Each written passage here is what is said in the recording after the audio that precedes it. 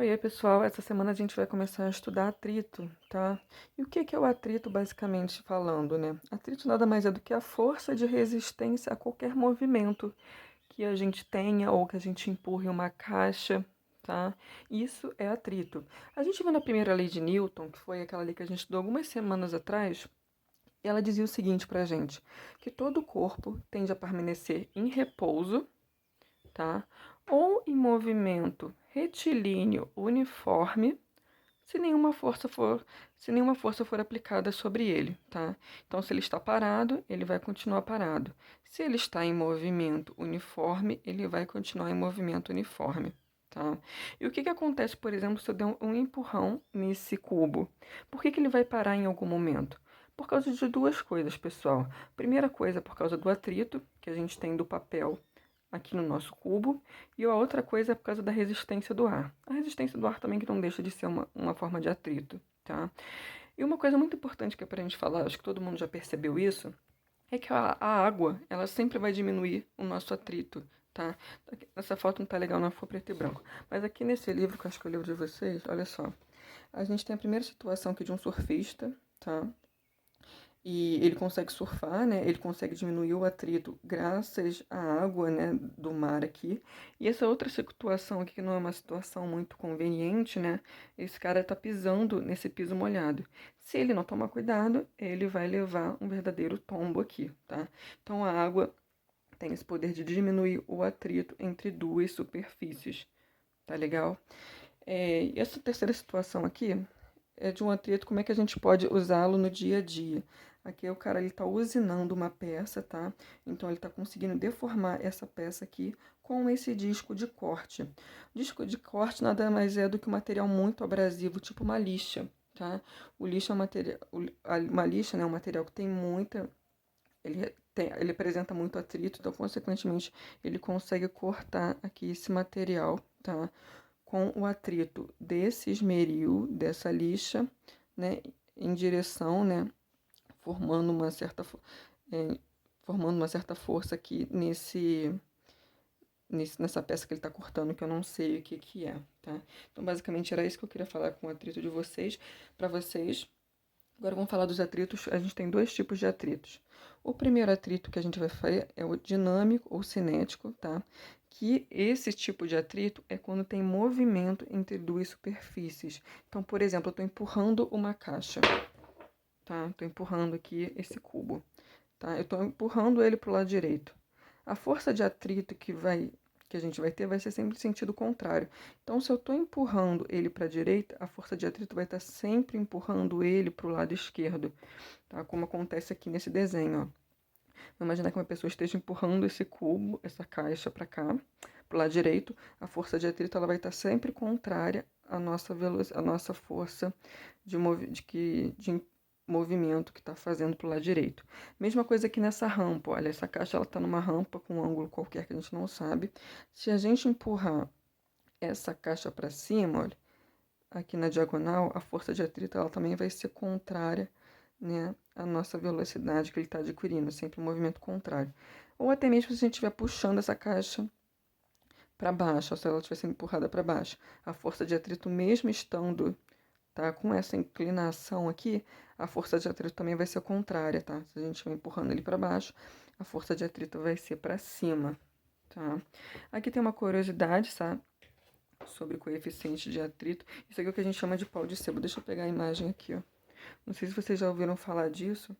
Ele é um mastro, tá? E em volta desse mastro aqui, o pessoal passa sebo ou graxa, tá? E aqui em cima eles colocam um prêmio. A pessoa que conseguir subir isso aqui, mesmo com ele todo, né, untado com graxa e conseguir pegar o prêmio, ela consegue ficar com o prêmio para ela. Por que que é tão difícil a pessoa conseguir subir isso aqui? Porque a graxa, né, a gente sabe que ela é muito oleosa. Então a pessoa dificilmente vai conseguir subir isso aqui, porque o atrito que, que a gente consegue ter aqui é muito pouco por causa da graxa. A graxa vai diminuir o atrito, né, entre a pessoa que está subindo e esse mastro aqui de madeira, tá? Isso aqui é uma brincadeira que se usava muito antigamente em festas juninas, essas coisas aqui, assim, né? Não é? uma coisa que a gente vê hoje em dia, não. Aqui, olha só. A gente tem também uma outra imagem, olha só, que descreve aqui como é que é o atrito entre duas superfícies. Aqui a gente tem uma caixa qualquer, tá? E aqui a gente tem o piso. Quanto mais rugoso for essa caixa ou esse piso, olha só aqui como é que fica. A gente tem mais imperfeições entre essas duas superfícies, tá? Aqui a gente tem um disco de corte, tá? Que é aquele material que a gente viu anteriormente para cortar material, um aço, por exemplo. A gente consegue ver visivelmente que essa superfície ela é toda irregular, ela é formada por vários grãozinhos, tá? A gente consegue ver isso a olho nu. Já um espelho, por exemplo, um vidro, ela também tem essa superfície bem rugosa, só que a gente não consegue ver a olho nu. Essa superfície rugosa ela é muito pequenininha, tá? Por isso que se a gente, por exemplo, empurrar qualquer objeto em cima de uma lixa, um disco de lixa como esse daqui, vai ser muito mais difícil a gente empurrar por causa do atrito que se a gente, por exemplo, empurrar em cima de um vidro, de um espelho, tá? O atrito que a gente tem num vidro é muito menor do que o atrito que a gente vai encontrar numa lixa, por exemplo, tá? Então aqui eu coloquei uma lista com alguns atritos entre dois materiais. Olha só, se a gente tiver em movimento, né? Se a gente estiver empurrando um aço em cima de um teflon, por exemplo, o nosso atrito gerado vai ser de 0,04. Isso é a letrinha aqui que a gente chama, é uma letra grega, tá? A gente chama de mu.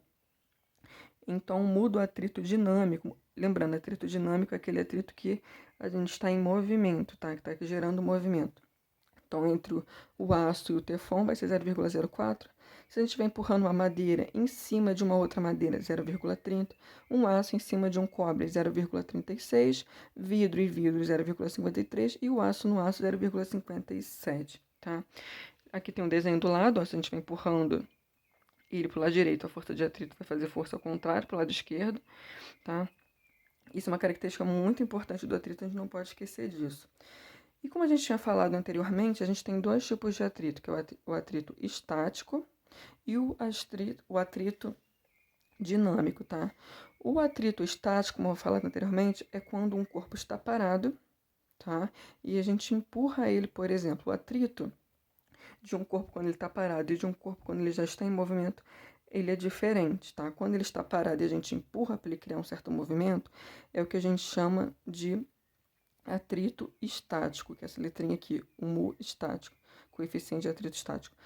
E a gente vai usar essa fórmula aqui, tá? Se a gente tiver um corpo parado e a gente empurra esse corpo, a gente vai usar essa fórmula aqui, ó. A força de atrito estático vai ser igual ao coeficiente de atrito estático vezes a força, né, normal, né, o peso desse corpo.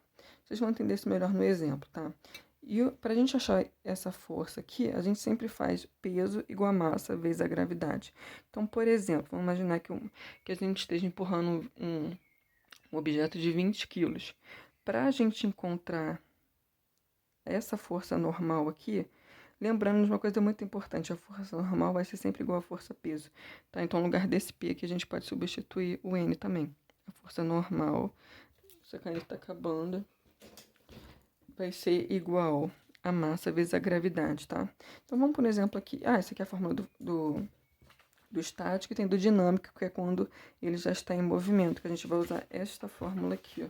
Ela é bem parecida, ó. A força do atrito dinâmico, que quando ele está em movimento, vai ser igual ao coeficiente de atrito dinâmico, que ele também vai dando problema, vezes a força normal aqui. Então, vamos, por exemplo, para a gente ver como é que isso vai aparecer para a gente, ó. Um bloco de massa de 10 kg encontra-se parado sobre uma mesa horizontal, onde o coeficiente de atrito estático, tá, e dinâmico valem respectivamente 0,4 e 0,3. Considere a gravidade com 10 metros por segundo ao quadrado. Calcule a intensidade da força que deve ser aplicada paralelamente à mesa, capaz de fazer o bloco entrar em movimento. Então, olha só, a primeira coisa que a gente vai fazer é pegar os dados que a gente tem aqui nesse problema. A massa é 10 quilos, não é? Então, vou botar aqui, ó, massa igual a 10 quilos. O coeficiente do atrito estático, tá? Que é o atrito que o corpo está parado, é respectivamente. Então, o primeiro aqui é isso, 0,4 e o dinâmico vai ser 0,3, ó. Então, o coeficiente estático está aqui e o dinâmico está aqui. E a gravidade ele falou que é 10, tá? Primeira coisa que a gente vai ter que fazer, gente, na letra A ele está pedindo fazer com que o corpo entre em movimento. Então, se ele está pedindo, se o corpo está parado e a gente está querendo criar movimento com esse corpo, primeira coisa que a gente vai usar é a fórmula do movimento estático, já que ele está parado e estático. Então, a gente vai usar essa daqui. Lembrem disso, estático, parado. Se ele está em movimento, vai ser o dinâmico, tá? Que a gente vai fazer aqui na letra B. Então, olha só. A força estática vai ser igual ao coeficiente estático vezes a força normal aqui. Para eu encontrar essa força normal, eu vou ter que pegar o peso primeiro, tá? E vou ter que fazer a massa vezes a gravidade, tá? Porque esse valor que pode variar de acordo com a gravidade, tá? Se a gente tiver, por exemplo, no planeta Terra, a gravidade vai ser diferente do que na Lua, por exemplo. Então, primeiro a gente calcula o peso, para depois a gente vir para essa fórmula de cá, tá? Não pode colocar a massa direto aqui não. Então, peso vai ser igual a massa, que é 10, vezes a gravidade aqui, que ele falou que é 10 também. 10 vezes 10, 100. Então, o peso vai ser 100 newtons. Consequentemente, a força normal também, tá? Então, vocês podem pegar essa fórmula aqui e no lugar do peso pode botar o N direto, tá? Então, aqui a gente vai ter 100 newtons. Agora, a gente substitui nessa fórmula de cá. O coeficiente estático, né, ele afirmou, ele deu no enunciado que é 0,4, e a força normal aqui nós encontramos 100. Vou substituir aqui. 0,4 vezes 100 vai dar 40 newtons. Então, a força para que a gente consiga criar certo movimento nesse corpo é de 40 newtons, tá? Ele vai ter que ser maior, na verdade, né? Ele vai dar um sinal de maior aqui. Eu tô sem caneta boa. Então, qualquer força que a gente faça que seja maior do que 40 newtons, vai fazer a gente conseguir criar um movimento nesse bloco, tá? Vamos agora para a letra B. Fazer o bloco se movimentar em velocidade constante, movimento uniforme. Isso é aquele movimento que tem sempre a mesma velocidade em todos os intervalos de tempo. Ele está com 10 metros por segundo, ele continua por 10 metros por segundo no trajeto inteiro, tá? Então, a gente já vai usar a força dinâmica, tá? Que é Fd igual ao coeficiente dinâmico vezes Newton, vezes a força normal. Então, aqui a força dinâmica vai ser igual ao coeficiente de atrito dinâmico, ele também deu no enunciado, ó. É 0,3. Então, vou substituir aqui. E a força normal é a mesma que eu encontrei aqui na letra A. Então, vou substituir o 100 aqui. 0,3 vezes 100, a nossa força dinâmica, a nossa força de atrito dinâmico, vai ser 30 newtons, tá? Igual. Então, aqui a gente terminou essa explicação.